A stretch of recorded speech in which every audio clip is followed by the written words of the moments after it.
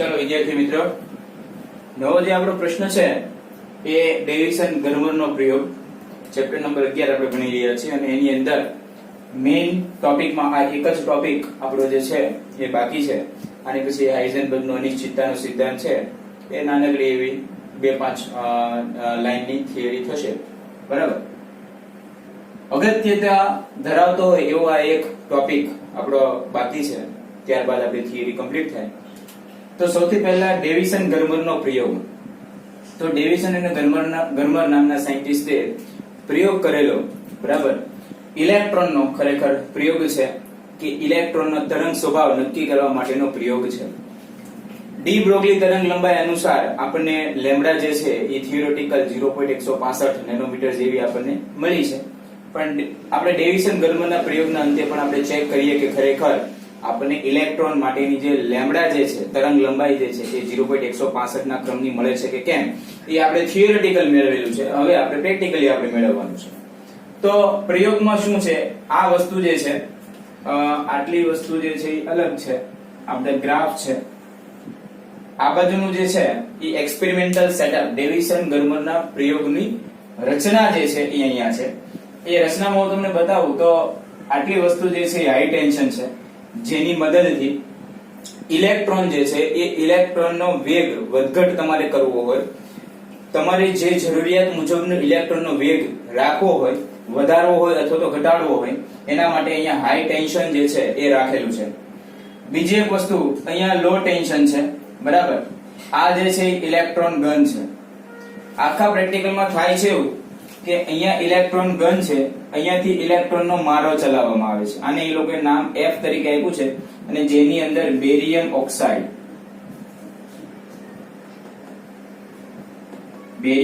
નું આવરણ ચડાવેલું હોય અને ઇલેક્ટ્રોનનો મારો ચલાવવામાં આવે છે. ઇલેક્ટ્રોનનો મારો ચલાવી અને આ વસ્તુ જે છે આ લંબચોરસ તમને બતાય એ આપણું ટાર્ગેટ છે. અત્યારે ટાર્ગેટ તરીકે મેં નિકોલ સ્ફટિક જે છે એ મેં અહીંયા ટાર્ગેટ તરીકે રાખ્યું છે. આ વસ્તુ જે છે ઇલેક્ટ્રોન ગન છે. એ ઇલેક્ટ્રોન ગન માંથી ઇલેક્ટ્રોન જે છે એ છૂટે છે.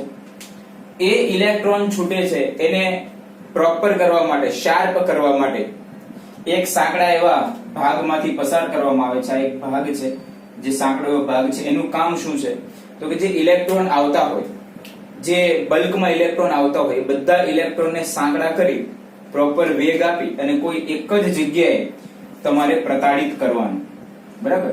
માની લો કે પહેલા ઇલેક્ટ્રોન જે છે સ્પ્રે સ્વરૂપે આવતા હોય તો એ બધાને શું કરવાનું, ભેગા કરીને કોઈ એક જ જગ્યાએ પ્રતાડિત કરવાનું કામ આ જે નળાકાર જે છે એનું છે. ત્યારબાદ તમે આગળ વધો એટલે ઇલેક્ટ્રોન જે છે એ અહીંયા નિકોલ સ્ફટિક ઉપર પ્રતાડિત થાય છે.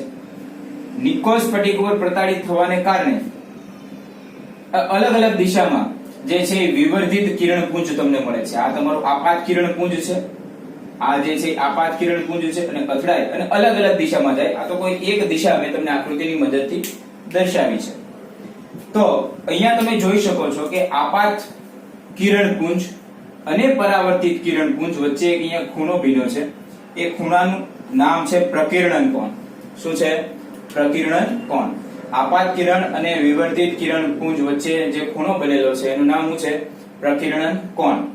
હવે થાય છે એવું કે અહીંયા એક રાખેલું છે ડિટેક્ટર. એ ડિટેક્ટર જે છે એ વર્તુળાકારમાં ભ્રમણ કરી શકતું હોય અને એ ડિટેક્ટરની સાથે તમારે રાખી દેવાનું છે ગેલ્વેનોમીટર. શું રાખી દેવાનું છે? ગેલ્વેનોમીટર. એટલે થાય એવું કે અહીંયાથી ઇલેક્ટ્રોન જે છે એ આપાત થાય, નિકોલ ક્રિસ્ટલ સાથે અથડામણ અનુભવી અને એ અલગ અલગ દિશામાં આગળ વધે, અલગ દિશામાં આગળ વધે અને ડિટેક્ટ કરવા માટે અહીંયા ડિટેક્ટર છે, ફરી શકે એવું ડિટેક્ટર અથવા તો કલેક્ટર, અને ગેલ્વેનોમીટરની સાથે કનેક્ટ કરી દેવાનું. એટલે ગેલ્વેનોમીટરમાં આવર્તન આવે એટલે આપણને જે તીવ્રતા જે છે પ્રકેરિત થાય અને વિવર્ધિત કિરણપુંજની જે તીવ્રતા છે એ આપણને તીવ્રતા મળે. પ્રયોગમાં એવું કરવાનું છે કે અહીંયા હાઈ ટેન્શન જે છે એ અલગ અલગ વોલ્ટેજ તમારે બદલતા જવાના. એટલે અહીંયાથી ઇલેક્ટ્રોનનો જે વેગ જે છે એ બદલાતો જાય. એને અનુરૂપ તમને અહીંયા પ્રકિરણ કોણ જે મળે છે એ અલગ અલગ પ્રકિરણ કોણ માટેની તમારે ઇન્ટેન્સિટી અથવા તો તીવ્રતા જે છે એ નોંધવાની. શું કરવાનું છે? વોલ્ટેજ તમારે બદલવાનો, એની સાથે થીટા જે છે એમાં ફેરફાર થાય ને એની સાથે તીવ્રતા જે છે એનો તમારે અભ્યાસ જે છે એ આ પ્રયોગની અંદર કરવાનો છે. બધા ઇલેક્ટ્રોન અહીંયા અથડાય તો બધી અલગ અલગ દિશામાં જાય છે, બરાબર. એમાંથી કોઈ પણ એક દિશા અત્યારે મેં અહીંયા લીધી છે. તો પ્રયોગના અંતે મને એવું માલુમ પડ્યું, મેં શું કર્યું તો કે 44 વોલ્ટ થી માંડીને 68 વોલ્ટ સુધી અલગ અલગ વોલ્ટેજ રાખી અને પ્રયોગ કરી જોયા. તો 44 થી માંડીને 68 વોલ્ટના અલગ અલગ પ્રયોગ કરી જોયા તો મને જે ગ્રાફ જે છે એ અલગ અલગ કંઈક આવી રીતે મને મળે છે. 44 વોલ્ટ માટે, 48 વોલ્ટ માટે, 50 વોલ્ટ માટે, 64 વોલ્ટ માટે અને 68 વોલ્ટ માટે. તો પ્રયોગના અંતે હું શું નોંધું છું તો કે પ્રયોગના અંતે મને એવું માલુમ પડે છે કે જ્યારે વોલ્ટેજ આપણે 54 વોલ્ટ જેટલો રાખીએ છીએ, કેટલો વોલ્ટ રાખીએ છીએ? 54 વોલ્ટ. અને જ્યારે ખૂણો જે છે પ્રકીર્ણન કોણ એ 50 નો બને છે, એટલે કે 54 વોલ્ટેજ અને પ્રકીર્ણન કોણ તમારે આપવાનો છે 50 વોલ્ટ અને 50 ડિગ્રી અને 54 વોલ્ટ માટે પ્રકીર્ણન કોણ થીટા બરાબર 50 ડિગ્રી અને વોલ્ટેજ જે છે 54 વોલ્ટ માટે તમને તીવ્રતા જે મળે છે એ તીવ્રતા મહત્તમ મળે છે. ક્યારે તીવ્રતા મળે છે મહત્તમ? તો કે તીવ્રતા મહત્તમ 54 વોલ્ટ અને થીટા બરાબર 50 ડિગ્રી માટે. 50 ડિગ્રી એનો પ્રકીર્ણન કોણ અને વોલ્ટેજ એના 54 વોલ્ટ. એના માટે મને શું મળે છે તો કે તીવ્રતા જે છે એ મહત્તમ મળે છે. તો જો તમને ખ્યાલ હોય તો થિયોરેટિકલી આપણે એવું ભણ્યા છે કે લેમ્ડા જે છે એ કેટલા ક્રમની હોય તો કે 0.165 નેનોમીટર. એ લેમ્ડા આપણે ભણ્યા છીએ 0.165 નેનોમીટર. બીજું તમે સૂત્ર જોયું છે લેમ્ડાનું, તો લેમ્ડાનું સૂત્ર શું છે તો કે લેમ્ડા = 1.22 બાય √v છે, બરાબર. આ સૂત્ર આપણે ભણી ગયા છે. હવે 1.22 √v એટલે કે અહીંયા તમને v મળ્યો છે 54 વોલ્ટ, બરાબર. એ 54 વોલ્ટ તમે નાખો એટલે લેમ્ડાની કિંમત તમને મળે છે 0.167 નેનોમીટર. કેટલી મળે છે? 0.167 નેનોમીટર, જે આપણી થિયોરેટિકલ લેમ્ડા હતી એની સાથે સુસંગત હતી. થિયોરેટિકલ જે આપણને રીડિંગ મળ્યું એની સાથે આ પ્રેક્ટિકલ રીડિંગ આપણને શું મળ્યું? બંધ બેસતું મળ્યું. તો એનાથી આપણે એવું કહી શકાય કે ડેવિસન અને ગર્મરના પ્રયોગ પરથી ઇલેક્ટ્રોન જે છે એ તરંગ સ્વભાવ ધરાવે છે, એટલે કે તરંગ સ્વભાવને ડેવિસન ગર્મરનો પ્રયોગ શું કરે છે? અનુમોદન, એટલે કે સહાય કરે છે કે ડેવિસન ગર્મરના પ્રયોગ ઉપરથી તમે સાબિત કરી શકો આ જે લેમ્ડા જે છે એ તમારી થિયોરેટિકલ તરંગ લંબાઈ જે છે અને આ તમે છે જે પ્રેક્ટિકલી લઈને આવો, બંને તમે જો એકબીજા સાથે બહુ નજીવો ફેરફાર છે તો એનો મતલબ એવો થાય કે તરંગ સ્વભાવ સમજાવવા માટે ઇલેક્ટ્રોન ગર્મર ડેવિસન અને ગર્મરનો પ્રયોગ જે છે એ ખૂબ જ અગત્યનો છે. આખા પ્રયોગમાં તમારે રચના અને એની કાર્ય પદ્ધતિ અને આ 4 ગ્રાફમાં ખાલી આ એક ગ્રાફ વિશે તમારે સમજાવવાનું છે. 44 વોલ્ટ થી 48 વોલ્ટનો પ્રયોગ 48 વોલ્ટનો વચ્ચેનો આપણે પ્રયોગ કરવાના છે, બરાબર. અને 3 માર્કમાં 2 થી 3 માર્કમાં પૂછાય એવો પ્રશ્ન છે. ઓકે, જોઈ લો. ચલો વિદ્યાર્થી મિત્રો, નેક્સ્ટ આપણો જે પ્રશ્ન છે એ છે હાઇઝનબર્ગનો સિદ્ધાંત. હવે હાઇઝનબર્ગનો સિદ્ધાંત લગભગ તમારે કેમિસ્ટ્રીની અંદર પણ આ જ વસ્તુ આવેલી છે. હાઇઝનબર્ગના સિદ્ધાંત અનુસાર 2 થી 3 મુદ્દા તમારે આ થિયરીની અંદર કહેવાના છે. હાઇઝનબર્ગે એવું કીધું છે કે દાખલા તરીકે તમારી પાસે ઇલેક્ટ્રોન હોય, બરાબર, ઇલેક્ટ્રોન, તો એના માટે જો તમે સ્થાન અને વેગમાન નિશ્ચિત કરવા જાઓ તો એ તમે નિશ્ચિત કરી શકો નહીં. ઇલેક્ટ્રોનનું જો સ્થાન નક્કી કરવા જાવ તો વેગમાન બદલાઈ જાય, વેગમાન નક્કી કરવા જાવ તો સ્થાન બદલાઈ જાય. બંનેમાં કંઈક ને કંઈક એની અનિશ્ચિતતા રહેલી હોય. દાખલા તરીકે તમે સ્થાનની આરે ચર્ચા કરો, સ્થાનની અનિશ્ચિતતા જે છે એ સ્થાનની અનિશ્ચિતતાને તમે નામ આપો ડેલ્ટા x અને વેગમાન જે છે એ વેગમાનની અનિશ્ચિતતાને જો તમે નામ આપો ડેલ્ટા p, તો હાઇઝનબર્ગના સૂત્ર અનુસાર જો ડેલ્ટા p અને ડેલ્ટા x નો તમે ગુણાકાર કરો એટલે કે ડેલ્ટા p * ડેલ્ટા x તમને શું આપે છે તો કે h કટ બરાબર હોય છે એવું હાઇઝનબર્ગ નામના સાયન્ટિસ્ટે કહેલું છે.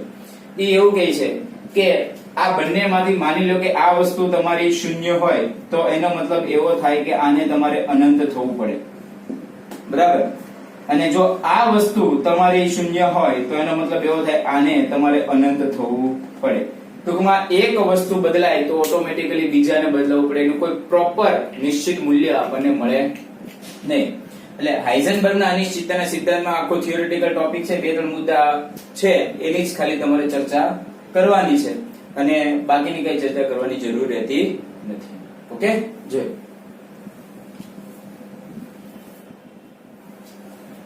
ચાલો વિદ્યાર્થી મિત્રો, ઉદાહરણમાં બધા દાખલા કમ્પ્લીટ થઈ ગયા પછી સ્વાધ્યાયની અંદર આપણે 6 નંબરનો દાખલો વચ્ચે આપણે બાકી રાખેલો, બરાબર, અને એને પછી 10, 11 બંને સાથે જ આપણે લઈ લઈએ છીએ. ખૂબ જ નાના દાખલા છે એટલે એક જ સાથે બધા થઈ જશે.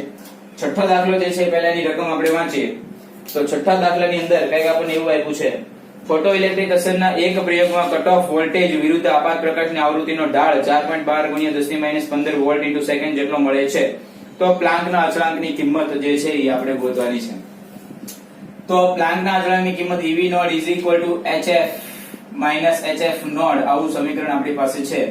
EV નોટ H ને આપણે કોમન કાઢી દઈએ, F - F નોટ, આવું આપણું સમીકરણ થાય. હવે એક કામ કરીએ, આપણે પ્રશ્નમાં ઢાળ આપ્યો છે, ઢાળ એટલે થશે V નોટ બાય આ વસ્તુ અહીંયા લઈ લો તો F - F નોટ H/E. ઈ નહીં અહીંયા લીધું. આ વસ્તુ તમને આપેલી છે પ્રશ્નની અંદર, જે તમારો ઢાળ છે, બરાબર, અને એની કિંમત તમને આપી છે 4.12 એટલે H/E = 4.12 × 10 - 15 થશે. એમાં E ને તમે અહીંયા મોકલી દો તો E ની કિંમત 1.6 × 10 - 19 કરો એટલે H નું વ્યવહારિક કિંમત જે આપણને મળતી હોય, બરાબર, એ આપણને મળી જાય. ખૂબ જ નાનકડો એવો દાખલો છે. એની પછીનો દાખલો સ્વાધ્યાયમાં 10 નંબરનો દાખલો છે. તો એની પહેલા આપણે રકમ વાંચીએ તો 10 નંબરના દાખલામાં એક ધાતુની સપાટી ઉપર 7.21 × 10 - 14 હર્ટ્ઝ તરંગ લંબાઈ નો પ્રકાશ આપાત થાય છે. તો સપાટીમાંથી 6 × 10 મીટર બાય સેકન્ડની મહત્તમ ઝડપ ધરાવતા ઇલેક્ટ્રોન ઉત્સર્જિત થાય છે.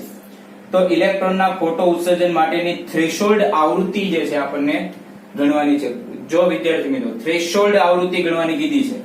આટલી આવૃત્તિ આપાત કરે છે અને ઇલેક્ટ્રોન ઉત્સર્જાય છે મહત્તમ વેગ સાથે ઉત્સર્જાય છે, અને મહત્તમ વેગ તમને આપેલો છે 6 × 10 ઓકે. તો આપણી પાસે સૂત્ર છે kmx = EV નોટ અને EV naught HF H × F - F naught. તો ત્યાંથી શું કરીએ, મહત્તમ વેગ છે એટલે kmx મેં સમીકરણ લીધું એટલે vmax થશે 1/2 mv2 max = HF - HF not અથવા H × F - F નોટ. હવે આપણે થ્રેશોલ્ડ આવૃત્તિ જોઈએ છે, બાકીની બધી વસ્તુ આપણી પાસે પ્રશ્નમાં આપેલી છે. એમ તો કે ઇલેક્ટ્રોન છે તો ઇલેક્ટ્રોનનો વેગ આપણે ઇલેક્ટ્રોનનું દળ લઈશું એટલે 9.1 × 10 - 31 થશે. વેગ તમને આપેલો છે તો કે 6 × 10 એનો આપણે કરીએ વર્ગ છેદમાં 2 × 6.626 × 10 - 34, બરાબર. આ F - F નોટ એક કામ કરે, હજી F - F નોટ ને એઝ ઇટ ઇઝ રખાય, બરાબર. આની ગણતરી કર ન થાય, બરાબર. ગણતરી કરતા માની લો કે તમને જવાબ આવે છે question mark F - F naught સમીકરણ થયું. હવે ત્યાંથી તમારે ગોતવાનું શું છે તો કે થ્રેશોલ્ડ આવૃત્તિ, એટલે આને સૂત્રનો કરતા તમારે બનાવવાનો થાય. એટલે આ વસ્તુને તમે અહીંયા મોકલી દો, આનો જે જવાબ આવે એમાંથી આ વસ્તુ બાદ કરો, બરાબર. એટલે એક્ચ્યુઅલમાં તો તમારે પ્લસ થશે કારણ કે અહીંયા માઈનસ નિશાની છે, માઈનસ નિશાની આપતા પ્લસ થશે. ઓકે, એટલે જે કોઈ તમને જવાબ આવે એ તમારી થ્રેશોલ્ડ આવૃત્તિ, ખાલી એટલી ગણતરી છે. ઓકે, નેક્સ્ટ આપણે આગળ વધીએ તો કે સ્વાધ્યાયમાં 11મા નંબરનો દાખલો. 11મા નંબરનો દાખલાની આપણે રકમ પહેલા વાંચીએ તો કે આર્ગન લેસર વડે ઉત્પન્ન થયેલ 488 નેનોમીટર ના પ્રકાશનો ઉપયોગ ફોટો ઇલેક્ટ્રિક અસર માટે કરવામાં આવ્યો છે. જ્યારે આ વર્ણપટ રેખાનો પ્રકાશ ઉત્સર્જક પર આપાત થાય ત્યારે ફોટો ઇલેક્ટ્રોનનું સ્ટોપિંગ પોટેન્શિયલ તમને 0.38 વોલ્ટ આપેલું છે. તો ઉત્સર્જક જે દ્રવ્યમાંથી બનેલ છે તેનું કાર્ય વિધેય અથવા તો વર્ક ફંક્શન જે છે એની ગણતરી કરવાની છે. લેમ્ડા તમને આપી દીધી છે પ્રશ્નની અંદર 488 મીટર, સ્ટોપિંગ પોટેન્શિયલની કિંમત આપી દીધી છે 0.38. તમારે હવે ગોતવાનું છે વર્ક ફંક્શન. તો સિમ્પલ આપણી પાસે સૂત્ર છે EV naught HF - phi naught. ખરેખર તમારે આ વસ્તુ જે છે એ ગણવાની છે. આને અહીંયા લઈ લો એટલે માઈનસ વાળું પ્લસ ને પ્લસ વાળું થઈ જાય માઈનસ, એટલે phi naught HF - EV naught સમીકરણ થઈ જાય. હવે phi નોટ તમારે ગોતવાનું છે. HF ફ્રીક્વન્સી ડાયરેક્ટ નથી આપી તો આપણે hc/λ કરશું, માઈનસ EV નોટ થઈ ગયું. અચ્છા, phi નોટ બરાબર hc નું કોમન સૂત્ર આપણે યાદ રાખેલું છે, કોમન વેલ્યુ 19.90 × 10 - 26 થશે. લેમ્ડા તમને આપી દીધું છે 488 માઈનસ E ની કિંમત તો કે 1.6 × 10 - 19 અને V નોટ ની કિંમત ગુણ્યા 0.38, બરાબર. આટલું તમે કરશો એટલે અહીંયા તમને phi નોટ જે છે એની કિંમત તમને મળશે. અને મને જે ફાઇનલ કિંમત મળે છે એ છે 2.16 ઇલેક્ટ્રોન વોલ્ટ જેટલી, 2.16 ઇલેક્ટ્રોન વોલ્ટ. ઓકે, ત્રણેય દાખલા ખૂબ જ નાના છે એટલે એક જ સાથે ત્રણેય આપણે બતાવી દીધા છે. જોઈ લો.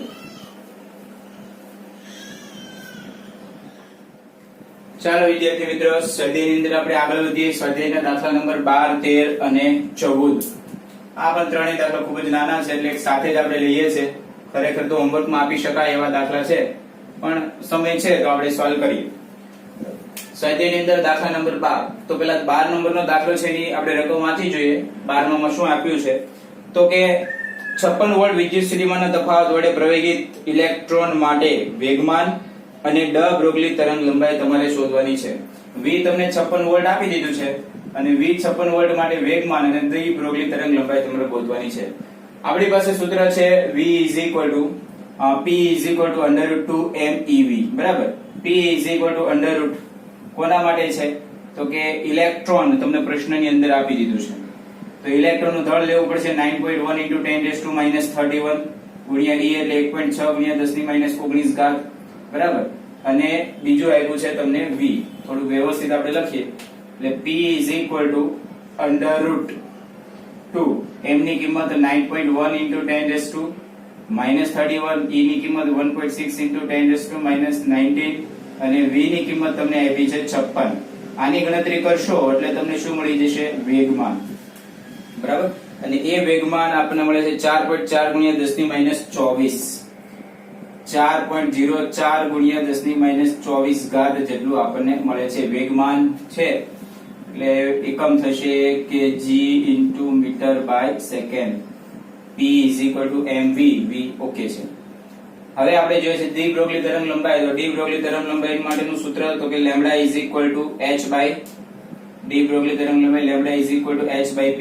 h ની કિંમત તો કે 6.626 × 10⁻34 અને એના છેદમાં p ની કિંમત તો કે 4.04 × 10⁻24. ઓકે, આ ગણતરી કરશો એટલે તમને અહીંયાથી મળશે લેમ્બડા, જે તમારે જરૂરી છે, માંગેલ છે. નેક્સ્ટ આપણે આગળ વધીએ 13મા નંબરનો દાખલો. 13મા નંબરના દાખલામાં સેમ એ જ વસ્તુ છે.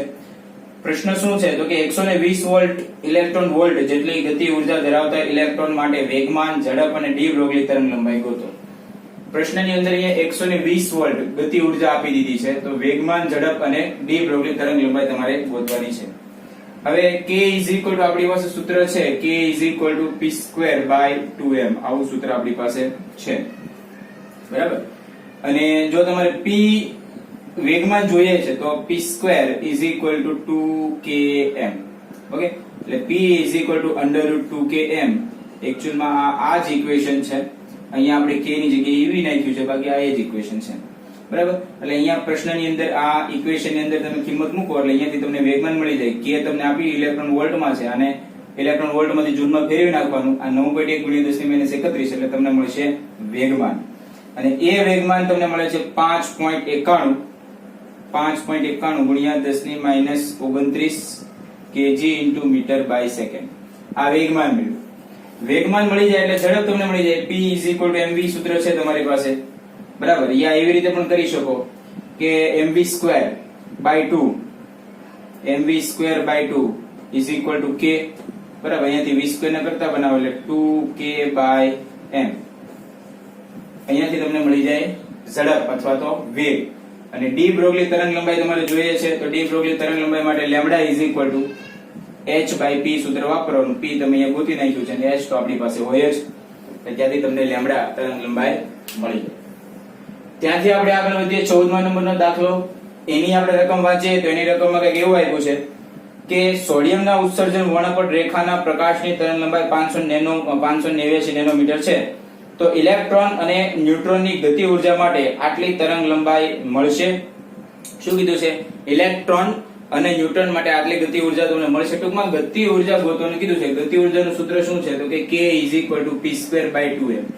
આવું સૂત્ર આપણી પાસે છે.